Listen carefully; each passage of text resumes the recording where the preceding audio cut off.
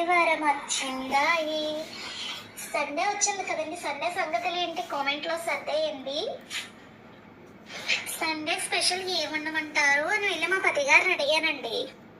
అడిగితే పప్పుచారు ఉప్పు చేప చేయమన్నారండి మా పతి గారు. సరేలే ఎందుకు చెప్పి ఫ్రిడ్జ్ దగ్గరికి వెళ్ళి ఫ్రిడ్జ్ తీసి చూడగా అందులో పండుగ ముక్కలు అయితే కనిపించాయండి. అవి తీసి శుభ్రంగా కడుక్కొని సలసలా మరుగుతున్న నూనెలో అటు ఇటు బాగా వేయించి అందులో అల్లం వెల్లుల్లి పేస్ట్ వేసి ఉప్పు కారం పసుపు కూడా వేసి బాగా వేగనిచ్చి స్టవ్ అయితే ఆఫ్ చేశానండి.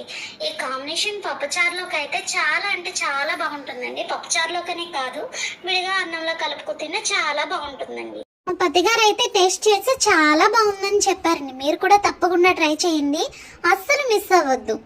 నా వీడియో కనుక మీకు నచ్చినట్టయితే లైక్ చేయండి, షేర్ చేయండి, సబ్స్క్రైబ్ చేయండి. Thanks for watching.